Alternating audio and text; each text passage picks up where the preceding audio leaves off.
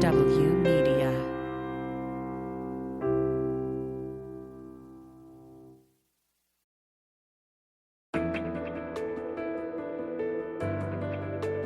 SpyTalk, a podcast at the intersection of intelligence, foreign policy, national security, and military operations with Jeff Stein and Jeanne Meserve. Hi there, I'm Jeff Stein. And I'm Jeanne Meserve. Welcome to another episode of SpyTalk.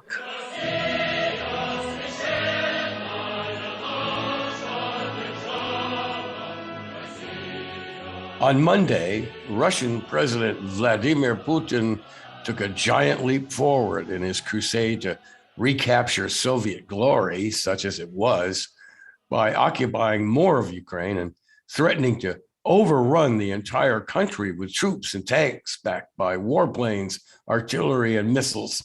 At the center of Putin's hybrid warfare tactics, of course, are Russia's all-powerful intelligence agencies.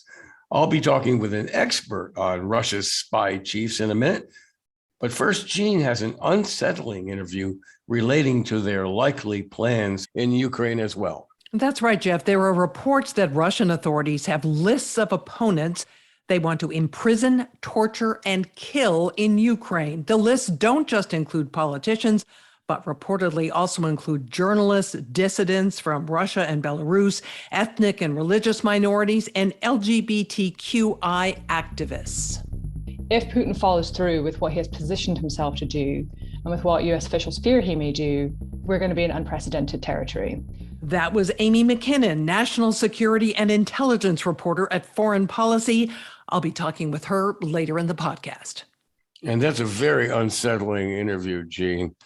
On Monday, meanwhile, viewers around the world got a rare glimpse of Russia's virtually unbridled intelligence, defense, and internal security chiefs, whom Vladimir Putin has assembled for a theatrical televised session to endorse his plans for stealing more Ukrainian territory. It seemed like a good time to introduce SpyTalk contributing writer Filip Koracevic, a leading expert on Russian intelligence, to our podcast audience.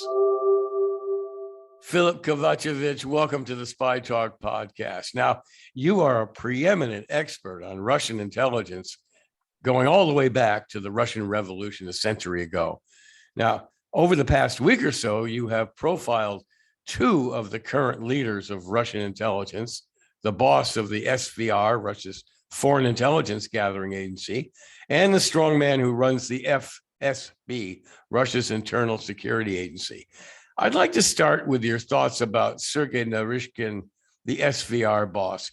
He gained global notoriety on Monday because he seemed to be shaking like a leaf when Putin addressed him at that theatrical Security Council meeting, because he was upbraided sharply by Putin for giving the wrong answer to a question about Ukraine. Putin seemed bored. He's in charge. He's essentially playing with other people, and he was bored, and he wanted to make fun of Naryshkin. What purpose did that serve? They go back a long time, Jeff. They're friends. So it does look humiliating for Naryshkin, but Putin doesn't see it like that. Okay. So some people have said, that this may mean that Naryshkin is out of favor. I don't think so, because Putin and Naryshkin go back a very long time. Right. But of course, it's quite strange to have a chief of intelligence, break up like that, in front of the audience. That's very strange. It was pretty startling. So let's talk about him a little bit. You wrote over at the SpyTalk newsletter how he and Putin met in Leningrad years ago. It was sort of a chance meeting, as you put it, in a dark, dusty hallway of KGB headquarters. Yeah, I lived in St. Petersburg, so I've seen the building from the outside, and I can imagine that it's pretty dark inside, and especially in those days of the Brezhnev Soviet Union, the stagnation was in the air. And two of them met. This is according to Naryshkin. This is what he said about meeting Putin. We don't know anything from Putin. Putin never commented on that. So this is just his side. And I guess it was pretty uneventful. They were working. I don't think they were working in the same division or the department of the KGB. I think Putin was more counterintelligence, and Naryshkin was more about, I think, espionage within the Soviet Union, trying to talk to, because he was focusing on science and technology. Okay, and he became part of what we might call the Leningrad mafia that Putin brought with him to Moscow when he rose up into the presidency. First of all, he ran the FSB, domestic subversion, anti-subversion agency, all powerful. But Naryshkin went overseas. He was an espionage officer. He was a spy in Brussels. So he must have done something that brought him into Putin's favor. Yeah, well, I mean, they knew each other. They were back in the early 90s. They were back in St. Petersburg after their failed espionage careers. Putin has failed in East Germany and Naryshkin in Brussels. I write in my profile that Naryshkin was actually betrayed by a mole, and he was burned, and he had to leave Brussels pretty quickly. And so he found himself in St. Petersburg. That's his native city, as well as Putin's. And he was looking for a job, and this was the time of essentially the Soviet Union falling apart, the new structures, the new institutions being formed, and he got into the city government just like Putin. And I suspect that they knew each other because Putin also worked for the mayor at the time. And so Naryshkin focused on the economic dimension of at the time the new Russia, the Russian Wild West, while Putin was more in charge of also economic, but also trying to develop certain security mechanisms for the mayor. He was in charge of protection and things like that. And you can see that in their characters, and Putin playing the tough guy and Naryshkin playing the charming guy, the playboy. And Naryshkin is the life of the party, whereas Putin is in the back, observing. So I think they work well as a team, and we've seen that, Putin trusts Naryshkin. People say that Naryshkin is betraying Putin. No, they've been together for a long time. They're like the good cop and the bad cop. And even though the exchange yesterday was not planned, I'm sure that after the meeting, Putin said to Naryshkin, "Don't worry about this. It was just a joke." But that, that was rare. It's rare to see an official in any government, including the Russian government, be dressed down so publicly. Yes, I mean, Putin has done that before with some oligarchs, but I think in this case it was simply a misunderstanding between the two of them, and for some reason, Naryshkin, it could be that Naryshkin told us about something that's going to happen in the future, that he made a Freudian slip because he spoke about the Donbass region, the republics becoming a part of the Russian Federation, which could be the next step on the agenda.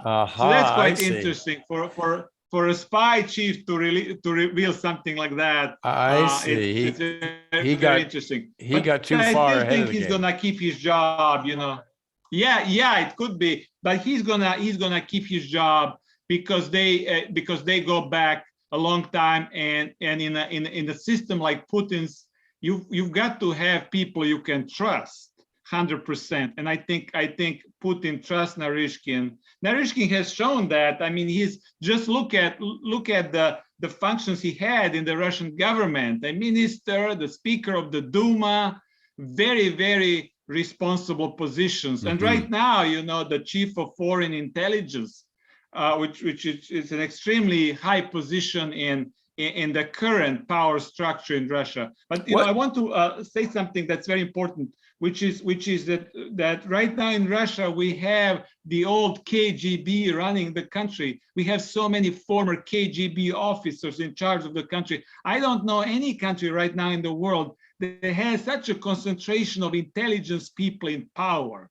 And this is why I think it's going to be very, very important to predict, the next steps of Putin and others, and who knows? Perhaps this was just a game between Naryshkin and Putin to deflect attention from something else that's going on, from Well, somebody else there in the audience whose head is gonna fly off pretty soon. we could say that they're all experts in deception. And speaking of which, speaking of old KGB guys, another guy who came out of Leningrad was Alexander Bortnikov, who's head of the all-powerful FSB, the Domestic Security Counterintelligence, Counter-Subversion Agency. He's probably got a very strong hand in Ukraine, subverting Ukrainian politicians, so on. Tell us about Bortnikov and who he is. Oh yeah, no question about that. Bortnikov has a different personality from Naryshkin. Bortnikov is a quiet guy. He's a guy who carries out the orders. He's the enforcer. He's the enforcer who doesn't ask a lot of questions. Bortnikov doesn't go to theater like Naryshkin. I imagine he's got other interests. But he's there to do the what I call the politically sensitive matters. And by that, I mean assassinations and things like that. And we've seen that in the past. He's been linked by the Russian independent press linked Bortnikov to the assassination, to the poisoning of Alexander Litvinenko in London about 15 years ago. And then there is a whole list of the critics of Putin and defectors who died suspiciously outside of Russia in the last decade. Then there's a whole list of the former Chechen fighters who've been murdered outside of Russia. And chances are that the FSB is behind those things. And who's in charge of the FSB? Bortnikov. And let's not forget that Putin started his national career in Russia by being appointed to head the FSB. So the FSB is Putin's baby. The FSB is, according to many researchers, a state within the state. In order to understand the direction of the Russian state, you've got to understand the relations within the FSB. And so in my profile, I try to bring out some of these relations as much as I could. And I think we need to look at the structure of the FSB. There is a department within the FSB which is not well known. It's the so-called Fifth Service, or the Fifth Department for operational information and international cooperation. And this department is essentially the FSB's foreign intelligence service. And so we have the SVR, which is kind of the huge foreign intelligence apparatus. And then we have this much smaller, but I think more devious department within the FSB. Yes, that's in charge of very sensitive operations, including assassinations, including many covert operations of sabotage, which I think, as we speak, are going on in Ukraine, and not only in Ukraine. Let's not make a mistake to just focus on Ukraine. We've got to go beyond that. We've got to think about other countries in the former Soviet Union, and also beyond, in Eastern Europe and beyond, because the networks will now come out. The people, the organizations, will see them right now, when they're called to do their work. The KGB had dozens of illegals who were supposed to be activated at the time when the conflict with the West was coming to some kind of culmination. And it could be right now that the FSB and the SVR will try to activate some of their illegals to burn them, and they commit certain things. We don't know what it is. And there is one more issue I want to mention, because it may become important in the coming weeks, which is the issue of the sacrificial victim, the person who is being sacrificed for the greater good. And the KGB has had that idea, to sacrifice somebody, to kill one of their own, in order to make this person kind of and then blame the other side. And Naryshkin has spoken about Navalny being the sacrificial victim of the West, right? But he could have been projecting. He could have been talking about actually what they are planning to do. Just think of this scenario. I mean, it may sound on the edge, the assassination of a high-level official of the Russian government, and then blaming this on Ukraine or the West and creating another huge scandal. Remember, World War I started with the assassination of Franz Ferdinand in Sarajevo. So we have a historical precedent of a huge conflict starting after an assassination. Now, I want to ask you about another little-known function of the FSB and Bortnikov in the Russian kleptocracy, which is that he has a unit dedicated to kind of economic and financial manipulation and insertion into financial transactions, which he, according to your profile, according to your reporting, he has used to enrich himself and other people around Putin. Tell us about that economic unit. Yes, this is another department or service within the FSB. It's called the Economic Security Service. And this service is actually the Kremlin money tree.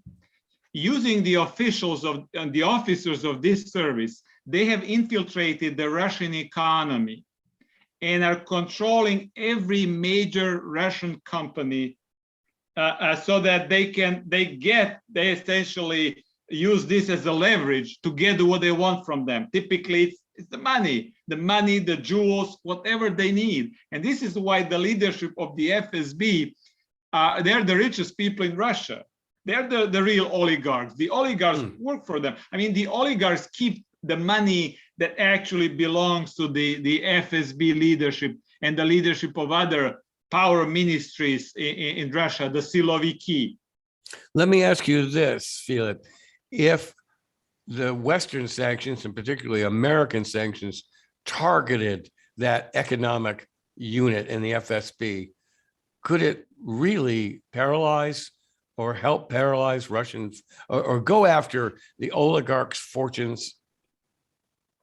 That's a great question. Some of these officials, like the chief of the GRU, Igor Kosyukov, they've been sanctioned 4 times already. So how many more times? I mean, they're collecting these sanctions like stamps. So what can be done? Of course, there's going to be plenty of pressure on the oligarchs, but the oligarchs are dispensable. The oligarchs all serve at the mercy of Putin and the FSB leadership. So they'll just or maybe they've just have enough. We have to look into the financial flows and see whether they have repatriated a lot of their wealth. Following the Russian leadership economic policy, you see that they talk a lot about import substitution. I think they believe that they can make everything they need within Russia. And so they don't really mind the sanctions. They hope that the sanctions will hurt the West, especially some countries in the European Union more than Russia. And they think of the Russian history and how Russia has survived so many invasions and so many hardships. And they think, well, the Russian people can live through it. What about the Germans? What about the French? What about those countries and peoples used to comforts, right? I guess they think they're soft. Let's talk about the third leg of the Russian intelligence triad, the GRU. Now, I know you haven't profiled Admiral Igor Kostyukov, the head of the GRU, yet. That's going to be coming along at the SpyTalk newsletter. But how do you rate the GRU up against the SVR and the FSB? Who is there? Is somebody more equal than the others? I get asked this question so often. It's a great question, and the way, my research shows that the FSB is actually in charge. We have to think about the structures. The Russian government is very bureaucratically oriented, and the GRU is not at the same level as the FSB and the SVR. The GRU is a part of the Ministry of Defense. And then the Minister of Defense is the representative who goes, Sergei Shoigu, who goes to the meeting, let's say, of the Security Council. So the GRU doesn't have a direct access to Putin. And for the service not to have a direct access to Putin, like the FSB and the SVR, that means that they are not very important in the Russian scheme of things. However, the GRU could be given some missions, that are kind of impossible to do, or perhaps to distract attention from the missions conducted by the FSB and the SVR. So I would, I would rank the FSB as a service number one. It's huge apparatus. We are talking, they've got the border guards too. We are talking about hundreds of thousands of people working for it. Then the SVR, that's the elite spy club. And the GRU is there as well. And they have, of course, their specialties, the military information, and also special operations. Yeah, but assassinations. As we've seen in the past, they're not very good at it. And assassinations too. But I think the assassinations are always coordinated with the FSB. There are no assassinations, or that's my opinion, that don't have the FSB connection. Otherwise, they wouldn't. The GRU would not even be able to get the passports they need to get out of the country without the FSB assistance. So yeah, looking at the GRU is important, and they do have an important part to play within the Russian intelligence apparatus, but they are not the top guys. Now, the three intelligence services make up the spine of the Russian state, and the spine of Putin remaining in power. Let me ask a wild and crazy last question for the interview here. Do you ever see any of them turning on Putin if things go sideways in Ukraine? Impossible. They are not. They are going to live and die with Putin. They'll go down with him if he goes down, and if he's victorious, which we hope he's not, they'll share in his triumph. This is the pack that will stay together forever. Thanks so much, Filip Koracevic, for coming on the SpyTalk podcast. You're always such a pleasure to talk to. You're a real genius when it comes to figuring out what's going on in Russian intelligence. Thank you. Thank you so much for your kind words, Jeff. That was Filip Koracevic, an adjunct professor in the departments of politics and international studies at the University of San Francisco. He's also a member of the board of the International Association for Intelligence Education. Jeanne? Yeah, the GRU is often named as the Russian agency directing cyber attacks, and they appear to be pretty busy at the moment, launching denial of service attacks against Ukrainian banks and government websites. And by the way, U.S. businesses and nonprofits and other organizations have been told to button up their cybersecurity just in case they hit here. Yeah, that's a problem here because corporations have been reluctant to participate in Homeland Security schemes for coordinating their cyber defenses. So I think we're going to see the rubber hit the road if Russia launches new cyber attacks on U.S. banks and infrastructure. I think we're in for a rough ride, unfortunately. Actually, Jeff, from my conversations with people in the cyber realm, I think that American business has been taking cybersecurity much more seriously than they have in the past. They have been taking steps, particularly the banking sector, to try and up their defenses, not just because of the GRU, Lord knows, but also because of all the cyber criminals that are lurking out there and have been stealing data and money, to be frank. Well, I hope you're right. I'm sure that a lot of them who may have been laggard in the past are battening their cyber hatches right now in anticipation of Russian cyber attacks here. We sure hope so. And we'll be back in just a moment. This is SpyTalk. Remember, you can subscribe to SpyTalk on Substack, and we hope you will. We also hope you will subscribe to our podcast and follow us on Twitter at Jeanne Meserve and at SpyTalker. We'll be back in just a moment.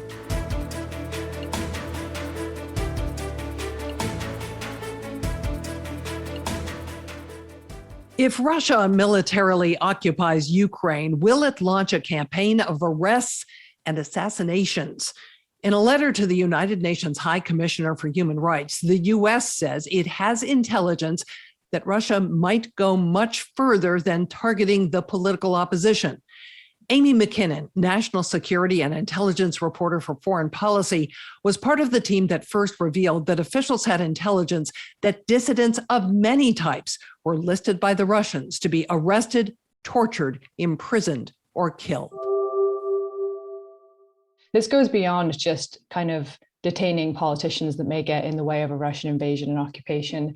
It extends to anti-corruption activists, to journalists, to Russian dissidents, many of whom have fled to Kiev in recent years, Belarusian dissidents, and also ethnic and religious minorities, LGBTQ plus people. So a really wide range of people. And our understanding is that it's essentially, what they're looking at is casting a very broad net for anyone who basically has kind of pro-Western leanings, who's prominent, has pro-Western leanings, and has relationships with Western U.S. institutions and things like that. What does he plan to do with these people, according to the intelligence? As far as we know, to potentially arrest them, but also kill them. I mean, these have been described as arrest and assassination lists. Detention camps? Is that a possibility? Yes, that is something that we began to hear after we published our piece on Friday. And the New York Times and the Washington Post have that letter which was sent to the UN, which did mention detention camps as well.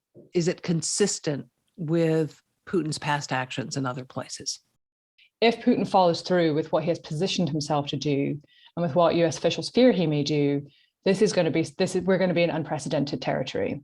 But yes, based on past Russian behavior, there is unfortunately pretty extensive precedent of them killing, poisoning, detaining opposition figures, both within Russia, but also targeting their foes abroad, such as the Skripals in the UK, who were poisoned in 2018. Alexander Litvinenko, who was poisoned in London as far back as 2006. So the Russians have a fairly extensive history of doing targeted assassinations over abroad. But what, according to this intelligence that we've reported on, what we may see in Kiev and in Ukraine is something on a much larger scale than targeted attacks. The intent would seem to be to quash any potential insurgency, to thwart dissent.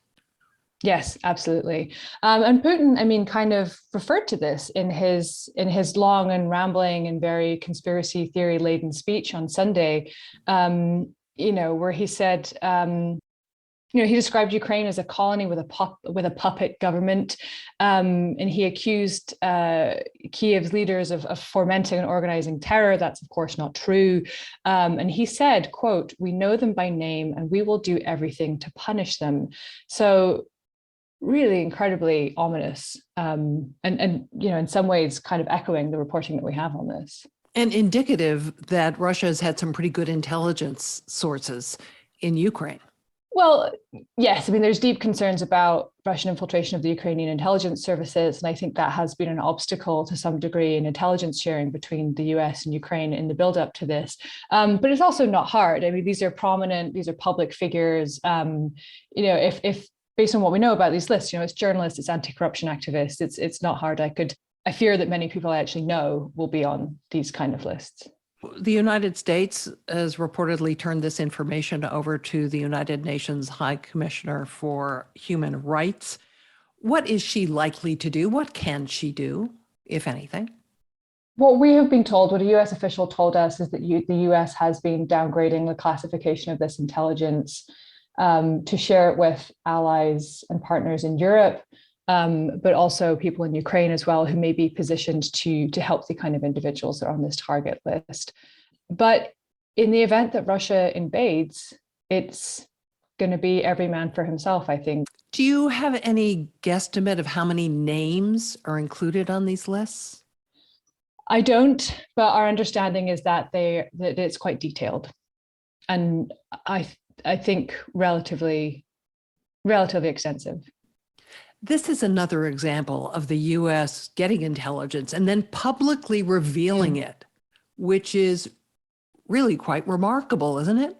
It has been astonishing to watch just how detailed they've been in trying to out Putin's plans and the detail of what's going on with the Russian military buildup. I know it's received some pushback and some critiques, but I actually think, as somebody who has watched Russia's foreign policy quite closely for a long time now, I actually think it's quite clever, because Putin has for decades now operated under this kind of veneer of plausible deniability, using kind of gray zone tactics such as cyber attacks, disinformation, fomenting these separatist groups, using breakaway republics for political leverage in Georgia and now in Ukraine. And I think it took, in a global order, in a global rules-based order, where we like to assume we can take world leaders' words at face value, I think it did wrong foot a lot of the response in the early days. And I think it did kind of cloud public perception as well of what was going on in some of the reporting. But I think it's been quite smart that from the beginning, the US has been very vocal in sharing what they know as much as they can, not only with partners in Europe to get them on the same page, because it's, we've seen this kind of interesting journey with the allies in Europe, where it's taken a little bit of a while to get, the Germans and the French up to the same kind of stage as alarm as the US. It does seem to be that they are there now. But there's been this kind of effort to share and to warn partners in Europe, but also Ukraine, first and foremost, about what may be about to happen. But the public release is interesting. And it seems as if the US is trying to undermine the Russian narrative in a more concrete and aggressive way than they have in the past. Because Putin is he's very shrewd at manipulating and utilizing narratives. He has a pretty profound understanding of how it can shape public perception, and that in turn can have a knock-on effect in responses. Maybe not in a substantive way. I mean, I don't think there was ever much doubt amongst officials in the US and Europe about who was responsible for fomenting separatists in eastern Ukraine and for annexing Crimea. I mean, the little green men line didn't work for very long, but you still, I think, you see it in the media to an extent. I mean, I have grappled with this. I mean, how do we describe the separatists in Donbass? I mean, most frequently they're described as Russian-backed, but is that accurate? Does that go far enough? I mean, it does pose some interesting questions on how this kind of weaponization of narratives poses some interesting questions and challenges for all of us that are covering this. There are some real risks in this, the revelation of the intelligence, it seems to me, in that Russia may get wise to how we're collecting it, and they'll tighten up their systems, or they'll get rid of certain people. So we won't get it in the future. Mm-hmm.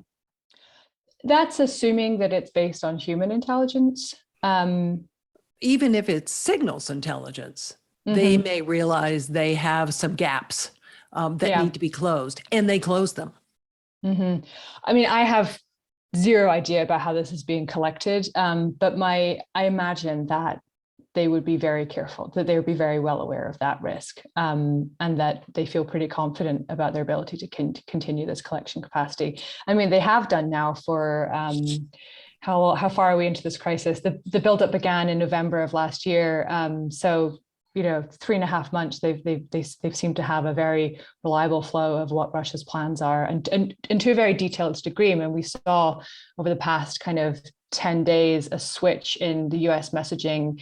For a long time, we were hearing from US officials saying, we believe that Putin has not decided. And then, of course, last week, Biden very decisively, and this was echoed by the vice president over the weekend, by Blinken, saying that they do believe that Putin has now taken the decision. And so clearly they're getting some very up-to-date intelligence on that. Maxar Images has been releasing kind of weekly, now almost daily, satellite imagery of the buildup. Specialists on the Russian military and on military equipment have been monitoring all these videos on TikTok, and that gave us a good sense in the public domain of what was being moved and where. There's cameras everywhere nowadays. Your man on the street in Ukraine has a camera in his pocket, so there's going to be an open source. There's going to be an overwhelming amount of information about what Russia is doing and where. Are we still going to be able to do the sorts of overflights we've been doing? I would imagine not. That airspace is going to be shut to us. We already did see during Russian military exercises in the Black Sea that those overflights were beginning to dodge the Black Sea while those exercises were going on. So we've been using the satellite imagery to our advantage to expose what he's doing, but it also seems like Putin is exploiting it. that he actually likes the fact that some of this has been publicly revealed because it shows his muscular posture on the border. I go back and forth on this question, but I think Putin is surprised at the extent to which the West has not given in and the Ukraine hasn't given in on his demands. It would have been much easier and much cleaner for him if, he'd gotten to the stage of having 190,000 troops at the border and Ukraine had somehow capitulated. I don't know whether that would have been of lasting satisfaction based on the speech that we heard on Sunday from Putin. I mean, these grievances are deep and they are dark. I've long thought of him as a fairly rational actor. I'm starting to question that though now. I think he's been very isolated during the pandemic, and it shows, this bizarre ahistorical rant about Ukrainian history, and he seems to really misunderstand Ukraine and what Ukrainians want and what would actually work in Ukraine. And so I do worry that he may be poised. He is poised, there's no question about it, but I think he is poised to make an epic miscalculation about how Ukraine is going to respond. I was in Kiev just over a week ago, and absolutely everybody I met said, Ukrainians are going to fight and they're going to fight hard. And I met plenty of people. A good chunk of people are planning to go to the west, to Lviv, near the Polish border, in the event of a war with Russia. But I met a lot of people who were saying, we're going to take our kids to my sister's and then we're coming back to fight. They're going to face a very vicious resistance, a civilian resistance. That was Amy MacKinnon, national security and intelligence reporter for Foreign Policy. She visited Ukraine less than 2 weeks ago. That's a really startling interview. We can only hope that it doesn't come true, but we wouldn't be surprised if it does. But I had another conversation with Filip Koracevic after our interview, in which he was telling me last night to remember that many of Ukraine's security officials were trained by the KGB as well.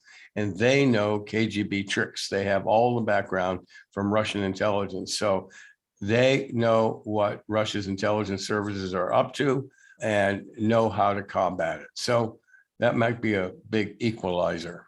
I think it's also true that the Russians have pretty good assets in Ukraine. So spy versus spy, once again. There's going to be a lot of the shadow war in Ukraine, which has already begun. But if the military forces begin to cross the border and make an all-out assault on Kiev, we're definitely going to be seeing street battles and wars in the alleys where assassinations and sabotage will be taking place. It's a very grim scene. And that's it for this week's episode of Spy Talk. Thanks a lot for joining us. Remember, you can find Spy Talk on Substack, and please subscribe to the podcast as well. I'm Jeanne Meserve. And I'm Jeff Stein. Thanks for listening to us again this week. For more original reporting and insights like this, subscribe to SpyTalk.co on Substack and follow us on Twitter at @talk_spy. If you enjoyed our podcast, subscribe and leave a review on Apple Podcasts, Spotify, or wherever you get your podcasts.